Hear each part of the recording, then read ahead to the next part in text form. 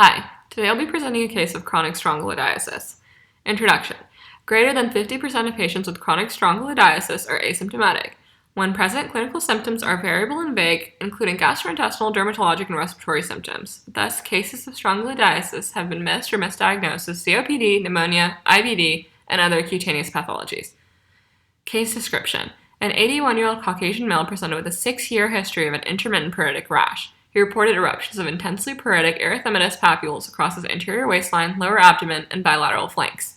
These episodes lasted 3 to 4 weeks, subsided, then occurred in a new location every 1 to 2 months. He didn't report any associated pain, swelling, warmth, or blistering. He also reported a constant perirectal rash with gluteal cleft involvement. He also reported escalating pulmonary symptoms, which included worsening dyspnea on exertion, cough with thick, yellow sputum production, more prominent at night, and acute hemoptysis, dizziness, and night sweats. His respiratory symptoms responded well to prednisone during exacerbations, and he noted his cutaneous symptoms also greatly improved on oral prednisone. He had no pertinent past medical history. In his social history, he had residence, travel, and military deployment in southeastern United States, Germany, and Spain. He had exposure to livestock, including goats and dogs, at his residence in rural Texas. He lived with his wife, who had no similar symptoms. On physical examination, there were edematous, erythematous, and excoriated papules that coalesced into pink indurated plaques that spanned the lower abdomen, including the umbilicus, confluent to the hips, bilateral flanks, lower back, and buttocks. These can be seen in Figure 1 and Figure 2. In Figure 2, note the linear configuration of the urticarial papules. Initial workup, including bullous pemphigoid, autoantibody testing, punch biopsies with direct immunofluorescence, and allergy patch testing were all non-diagnostic. Further workup with stool, ova, and parasite, serum IgE, CBC, serum Strongyloides IgG antibody, and hepatic function panel were all within normal limits except for the serum Strongyloides IgG antibodies, which were abnormally elevated.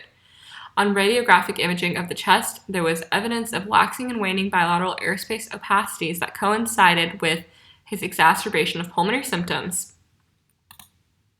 This case is important because the tests used to diagnose chronic strongyloidiasis have a low sensitivity, specificity, or availability, starting with eosinophilia and serum IgE. The sensitivity of these tests ranges from 56 to 63% and 38 to 59% respectively, and when present, these findings are nonspecific. When looking at fecal stool examination, a single fecal sample fails to detect strongyloidiasis in up to 70% of cases.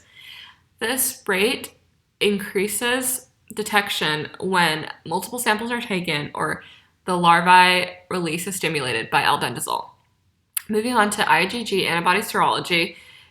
IgG antibody serology has high value in the exclusion of strongyloidiasis due to the high negative predictive value, because the sensitivity and specificities range from 89 to 94%. However, it fails to differentiate between current and past strongyloidiasis.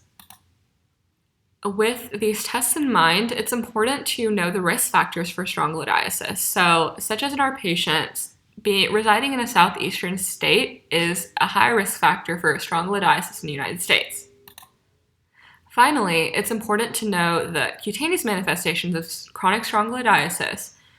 A pathognomonic cutaneous manifestation is larvicurrens, or a linear serpiginous urticarial eruption that's surrounded by inflammatory papules, which moves at a rate of 5 to 15 centimeters per hour. In our patient, a linear urticarial eruption is noted in Figure 2. Thank you for listening to this case presentation.